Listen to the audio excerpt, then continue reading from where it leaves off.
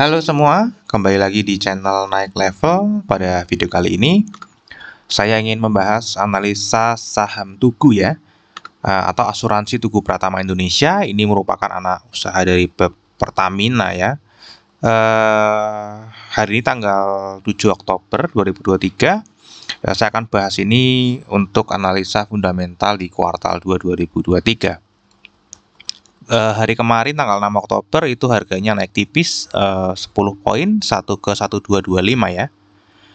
Nah, untuk kinerja harga sahamnya sendiri kalau kita lihat ini berfluktuatif ya, ada yang floating minus, ada yang floating profit gitu ya.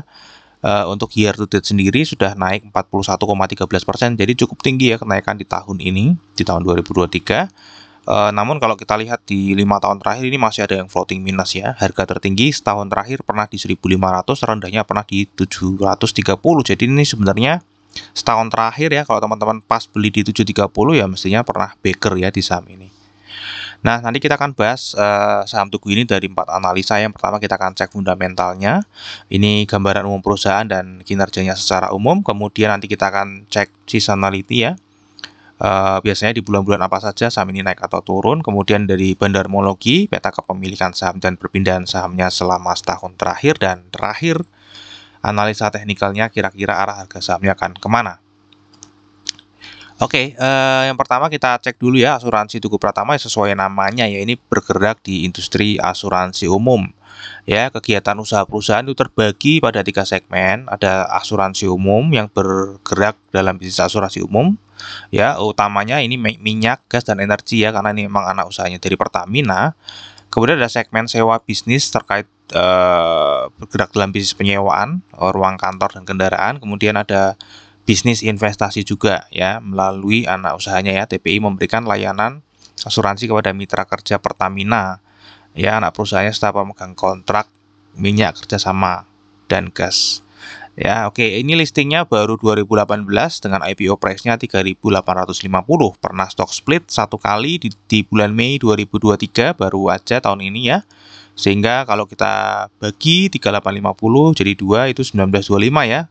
Kalau teman-teman beli di harga saat ini itu lebih rendah daripada harga IPO-nya, yaitu masih di 63,63% dari harga IPO-nya. Nah, ini untuk Tugu sendiri ini berdiri sudah lama ya teman-teman, dari 25 November 81. Dan ini adalah KPLI-nya, izinnya teman-teman ya. Izinnya adalah asuransi umum, dan asuransi umum syariah ini izinnya sudah semuanya dijalankan oleh perusahaan. Karena kadang ada yang sudah punya izinnya namun belum dijalankan. Ini adalah peta wilayah operasionalnya ya, kebanyakan di Pulau Jawa, Kalimantan, Sulawesi, dan Sumatera ya. Untuk area di area sini belum ada teman-teman ya. Ini juga memiliki kantor perwakilan di Hong Kong, di London, dan di Guernsey. Apa ini ya, saya nggak tahu nih ya. Guernsey ya, di Channel Islands ya. Oke. Ini memiliki anak usaha teman-teman ya. Ada memiliki anak usaha namanya Tugu Pratama Interindo. Ini jenis usahanya adalah investasi saham. Ya, sebenarnya ada di laporan keuangan bisa melihat ya saham-saham apa saja yang dimiliki oleh Tugu ini ya teman-teman ya. Kalau saya lihat itu ya saham-saham besar namanya kayak Astra, Indofood, Bank BCA, Bank Mandiri, Bank BRI. Ada juga ya Matahari ya, saya tadi lihat ya. Saya sebenarnya mau bahas lebih detail namun nanti terlalu panjang videonya.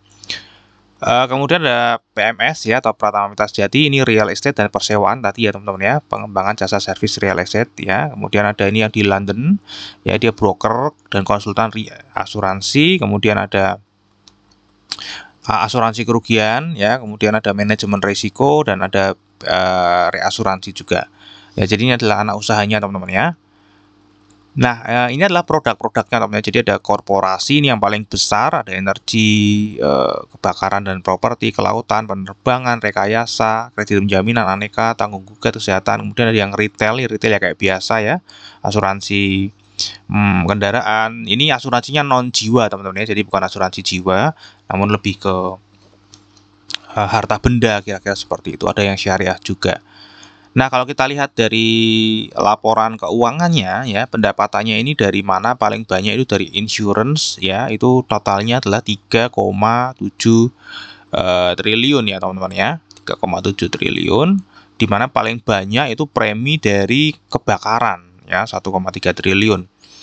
Ya, kemudian yang terbesar kedua ini ada lainnya, dan kemudian ada offshore ya, di lepas pantai, ini yang darat juga. Ya, jadi ini paling banyak kebakaran ya, karena ini berkaitan dengan pengeboran ya, minyak itu ya, yang resiko kebakarannya cukup tinggi.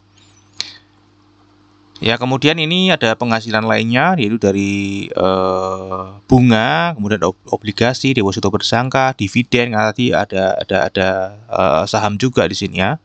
Kemudian ada keuntungan yang belum direalisasi, jadi masih profit nih ya. Ini portofolio saya masih floating profit lah, kira-kira ada keuntungan yang belum direalisasi meskipun turun ya, dari 76 miliar menjadi hanya 19,8 miliar. Nah, kemudian ada sewa tadi ya, sewa jasa survei, penjualan kendaraan juga ini, tapi kecil ya, hanya 238 juta.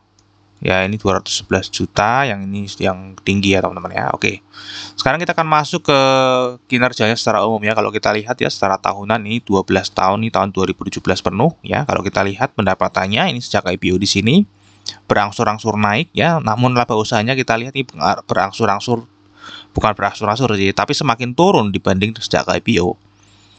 Ya, untuk laba bersihnya juga sama, ini sempat gejolak anomali, kemudian dia naik juga ya, karena ini memang meskipun kecil namun ada fluktuasi dari saham teman-teman ya, ada fluktuasi dari saham juga, jadi mungkin berpengaruh juga di sini ya. Kalau kita lihat dari struktur pendapatannya ini sebenarnya cukup stabil, dan kalau kita lihat di 2022 ini cukup tinggi ya teman-teman ya, semakin tinggi beban usahanya. Untuk laba bersihnya ini juga fluktuatif ya, jadi ini tidak termasuk yang stabil, memang karena insurance itu kan memang tidak stabil ya. Kita nggak pernah tahu, nggak pernah bisa menebak kapan ada klaim gitu ya. Kalau misalnya pas lagi nggak ada klaim, lagi aman-aman saja ya, mungkin laba bersihnya tinggi, namun begitu klaimnya ternyata banyak itu ya, massal ya, jadi turun. Ini adalah update untuk kuartal 2 ya, ini masih lebih tinggi untuk pendapatannya, namun laba usahanya ini nggak terlalu signifikan kenaikannya, dan ini justru laba bersihnya malah justru turun dibanding kuartal 2 2022. Ya, ini juga kita lihat di kuartal 2 2023 beban usahanya masih tinggi ya, sama kayak tadi di 2022. Laba bersihnya juga masih 12,6% aja ya. Nah, ini adalah secara nominal. Kalau kita lihat untuk kuartal 2 secara pendapatan preminya ini masih meningkat ya, 6,9%, meskipun laba bersihnya itu turun. Ya, di kuartal 2 laba bersihnya turun. Kalau kita lihat ini karena penghasilan atau beban lain-lainnya ini dulunya positif, sekarang jadi negatif teman-teman ya. Dan kalau kita lihat secara penuh satu semester, ternyata ini pendapatannya naik dan laba bersihnya tiba-tiba melonjak naik ya. Ini karena di kuartal 1 memang ada pendapatan lain-lain yang cukup tinggi ya.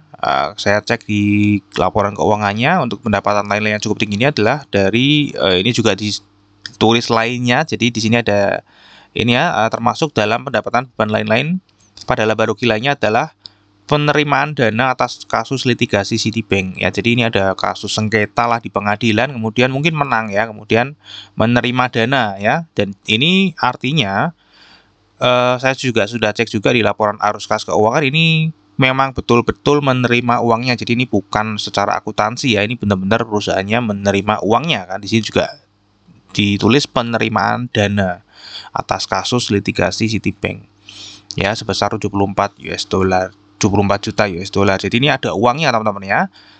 Artinya ini bisa dibagikan menjadi dividen ya, memiliki potensi dibagikan menjadi dividen karena memang ada uang cashnya.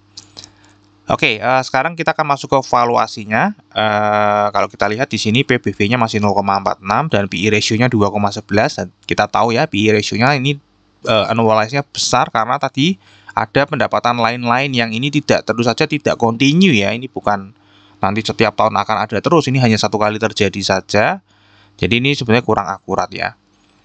Nah, untuk PBV sendiri ini sudah di atas dari 2020, 2021, dan 2022 ya, meskipun sejak IPO ini belum pernah menyentuh 1 Ya, jadi memang dihargai murah. Untuk ROE-nya sendiri 12,61% dan kita bayarnya di 0,46. Jadi ini earning yield-nya di sini masih cukup tinggi 0,32%. Jadi ini terbilang secara earning yield masih murah ya.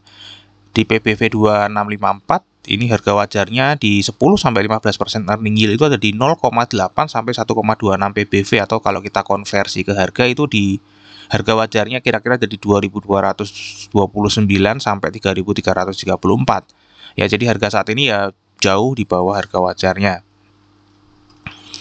Nah, untuk dividen sendiri ini sejak IPO ya 2018 ini rutin membagikan dividen ya, dan dengan imbal hasil atau yieldnya kira-kira 1 sampai 5% gitu ya teman-teman ya. Dan kalau kita lihat ini seperti yang tadi sudah dibahas ya, di kuartal 1 terjadi anomali karena ada pendapatan lain-lain, penerimaan dana, dan ini ada uang cashnya ya, bukan hanya bersifat pembukuan. Artinya ini memiliki potensi untuk dibagikan dividen jika diputuskan untuk dibagikan dividen.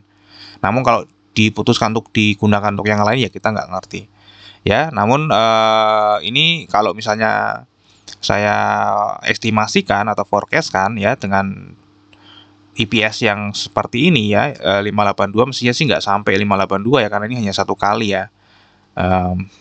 Tapi nggak apa-apa lah, ini memang sudah hitungan default ya teman-teman ya, mestinya nggak mungkin sampai 582 karena 260 ini mestinya hanya sekali ya. Jadi kira-kira estimasinya 232 atau 18,9% ya. Tapi mestinya teman-teman hitung ulang lagi aja teman-teman ya. Dianggap aja sama dengan yang ini aja. Ya, ini tambah ini tambah ini tambah ini dikali 40% ya. Saya hitungkan deh. Ya, saya juga lupa ini ya. Ini 260 ini kan mestinya hanya sekali ya. Tambah 31 tambah anggap aja sama dengan 2022 ya. 12 dan 32. Sorry. 260 tambah 31 tambah 12 tambah 32 itu 335 ya. 335 kali 40% 134 ya. Jadi 134 dibagi 12225 ya 10,9% lah ya. Ini 10,9% teman-teman ya. Karena kan ini kan juga ikut dikali 2, jadi nggak mungkin ya. Jadi hanya 10,9% ya estimasi untuk tahun depan jika dibagikan sebagai dividen. Nah, untuk seasonality sendiri kalau kita lihat ini berpotensi naik di bulan Oktober dan November. Nanti Desember nih potensi banyak turunnya teman-teman ya. Dan ini adalah tahun dimana saham ini naik cukup tinggi 41,95% ya. Mungkin karena tadi di kuartal 1 ada uang masuk ya 1 triliun ya. Harapannya orang kan ekspektasinya wah ini tinggi sekali gitu ya. Oke, sekarang kita akan masuk ke komposisi pemegang sahamnya. Ini tadi sudah diinfo ya, ini anak usaha dari Pertamina. Kemudian ada UOB Kay Hian, kemudian ada Samsung Fire and Marine Insurance, ada Emil Hakim, kemudian ini masyarakat yang non warkat atau yang scriptless itu ada 20,3% ya, atau 722 juta lembar saham. Ya, dari 722 lembar saham ini update terakhir bulan September 2023 yang dimiliki oleh investor retail lokal hanya 314 juta. Ya, kalau kita lihat ya jumlah pemegang sahamnya di sini naik 2 kali lipat lebih. Ya, namun kalau kita lihat justru lembar sahamnya malah turun teman-teman ya. Dan ini average-nya justru turun ya, sehingga value holder-nya ini negatif 36,3 juta. Ya, rata-rata untuk bulan September itu per investor itu pegang kira-kira 70,3 juta. Ya, di saham ini. Nah, setiap penambahan satu investor itu justru malah mengurangi nilai saham di investor retail lokal. Artinya